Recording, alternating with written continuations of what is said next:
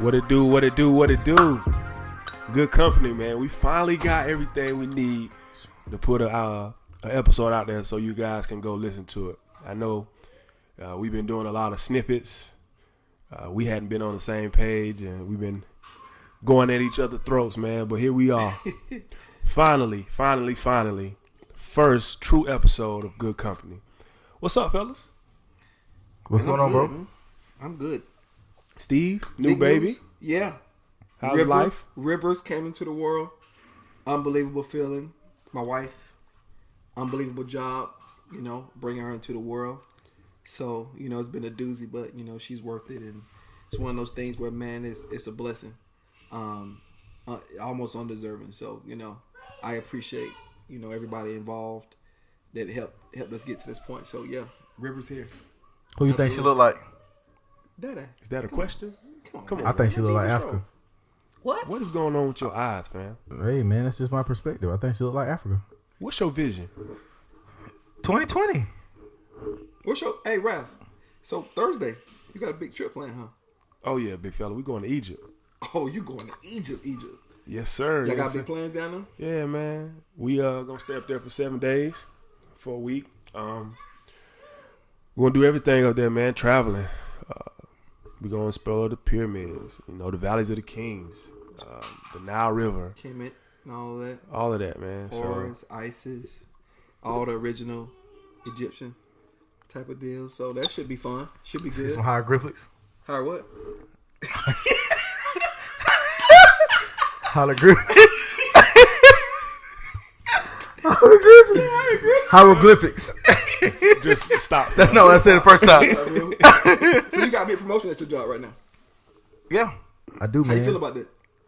I feel pretty good. I'm still kind of in the middle, deciding on whether I'm gonna take it or not. But what's the determining factor? Time, man. Just being able to spend more time with family. The job's gonna require a lot more of me working nights. I already been doing that for a while now, so I just been talking with Audrey and praying about it. So we'll see. I got to make a decision by the end of the week, so we'll figure it out, man. It's every day. A lot of nights. Struggles. It's an events job, so most of the time events happen when people get off work. Weekends. It's more money, but it's more time as well. So I just got to figure out what's more important to me right now. That's a different atmosphere, though. It is. Something new, huh? Yeah, it is. It's definitely something new.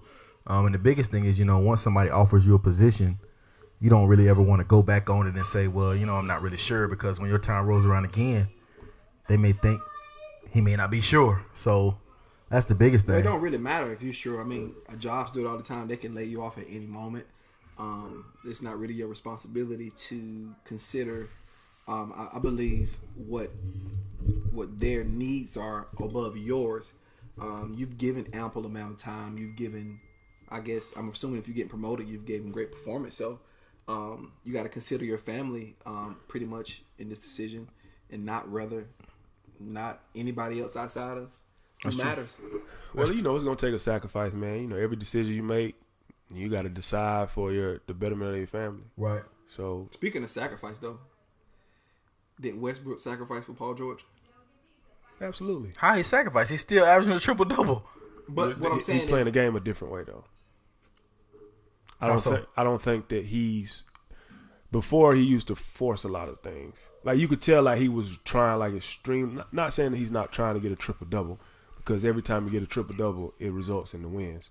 So I think last year and the year before last, when he had triple-double at the end of the season, you can tell that he was really trying to get a triple-double, trying too hard. Average a triple-double. Like, even now, I think he's playing within the flow of the game, and he's letting Paul George be the driver.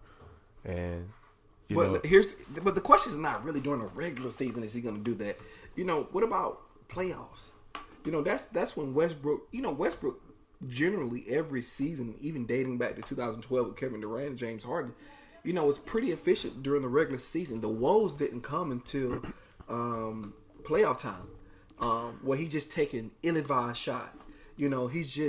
He's so gifted athletically. He can do so many things. I think sometimes it's just his athletic ability and what he believes he can do takes over logic and what the right basketball play is. And I think that's what separates LeBron from so many different players, which makes LeBron probably the best basketball player. He is the GOAT. Let me go ahead and put that on camera. He's the GOAT. But even That's right now, debatable. his 16th year, That's very debatable. it used to be debatable. It still is debatable. Stevie might not make the playoffs this year. He missed 18 games. You realize we was in the third in the West. See, people keep Jordan missed the whole. magically- How many seasons Jordan missed? Came back and won a championship. What? When Jordan left the Bulls? I said when he came back. I'm not talking about what they did when he left. I'm talking about when Well, he I came don't know back. how that's a false equivalency. I don't understand the correlation. So you're saying that LeBron missed- LeBron when the Lakers had LeBron before he got hurt, who was third in the West? Fourth.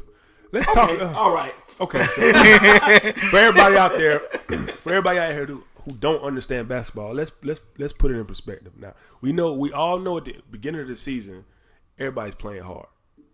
Everybody's playing hard. When you get towards the end and you get close to the playoff race, that's when you start to find out who your true good teams are. See, the Lakers won a lot of games, not only because LeBron is a good player, it's because they play really hard. See, now you start getting film out there and guys can prepare for you. It's a totally different story. That's why the playoffs are so different. Because now you can narrow it down to, okay, this is the rotation. This is who we gonna face night in and night out. Now we can make adjustments. Now it's a chess match. So look at the Clippers was number one in the West. Right. Bums. They was number one in the West. Right. They traded their best player. We know that Tobias Harris. Before that, before they traded him, they were number one in the West very early in the season. Maybe 15, 16, 17 games in. Now they're fighting for an 8th seed in the playoffs. Well, they just had a bunch of good players anyway. Nobody thought they would do the test of time. I mean, we know the Lakers got LeBron James. Kyle Kuzma, by the way, is coming up as a valid number 2 on this team. He's not a number 2 right now on some of the other good teams, but he does have the fire to do it. Josh Hart just came back from injury, so the Still Lakers, boneheaded this time. Who? Kuzma. Yeah, he is. He got that rookies. Clarkson. He got that little- Clarkson little minute. You know how the Clarkson used to get in the game and he used to But just have the green Kuzma light. can shoot it though. Yeah. I think he's streaky though. Does Lonzo Ball still play for y'all? I don't know what's going on with that. It's even. I don't even see him on the bench. I don't know. I don't know what. That's a bizarre situation. He keep getting held. I think he out. disappeared, man. After his dad went on First Take this last I time, think Magic put him out. get him out of here. I think they sat him down and they keep making up injuries. But who is your MVP, Don? Gotta go with Paul George right now, bro. Right now. Ralph? It's still James Harden. Why over Paul George? If James Harden wasn't having the season he had, then yes. You got to realize. Seen this before. But that's what I'm from saying. No, It's you not haven't. like I haven't seen this before. You haven't seen this play, this output. He's scoring a bunch of points. He scored a bunch of points, but he lost 2 of his best players for half of the entire season. I don't think they mesh well anyway. I think it's a weird dynamic. I don't think him and Chris Paul mesh well together. Do you know last year when they all three was on the court, they only lost 2 games? But Chris Paul got hurt in the playoffs last year too, though. He did. I'm saying in the regular season, they only lost 2 games when all 3 of them played together. You mean Capella? Capella, Chris Paul, and James Harden. But what you're saying is if they needed Chris Paul to win. When I sat there and watched them last year in the playoffs play without Chris Paul and played well. Well, they're a sporadic team. I can't understand them because, like, if James Harden leave like Saturday night, for instance, they look great without did. James Paul. They look great. I think it's about spacing, though. I think you have to find your space. It's Shaq and Kobe got along so well because of spacing. LeBron and Kyrie did well because LeBron is pass first. LeBron does, and Kyrie, when he gets the ball, he does something different than what LeBron does. LeBron will give it up to Kyrie. He trusts him. But this James Harden and Chris Paul, both of them dominate the ball in pick and roll, so I can't really understand their dynamic. I don't know how they make each other better, is what I'm saying. I don't know, I don't know championship right now with both of them. No, they're not going to win a championship because Golden State's in the way, and I don't think D'Antoni's system is built to win championships. It's built to score a lot of points. It's built for space. Which is what you got to do in this day. Yeah, it's built for 3-point shooting. But the difference between them and Golden State is when Golden State not hitting the 3-pointer, they can go in the post with Cousins. This year. Yeah, and they can hit mid Had a range little bit of shots. friction last night. Him and KD. Yeah, I mean, I think that's determined. 2 different personalities. But how many times are we gonna say that? Nah, because the common denominator is KD right now. Let's be honest. Well, but he's got into it with Draymond too. That's what I'm saying. Like, he get into it with the media too. It's what I'm saying. Like, but Cousins a hothead too. Now, don't get it twisted, and he ain't gonna take no BS. Is this team more dysfunctional than what we think? Dysfunctional. It feels that way. At the end of the day, it's KD's about always mad. He's by some. That's best his player in the own world. personal agenda. That's his own personal vendetta, though. But Nobody else is uptight like KD is. Steph's I don't know, fine. but they're winning, though. Draymond's Steph, been who I he think was. Steph is able to hide it. Klay don't say much. Klay's places. I mean, Steph Curry is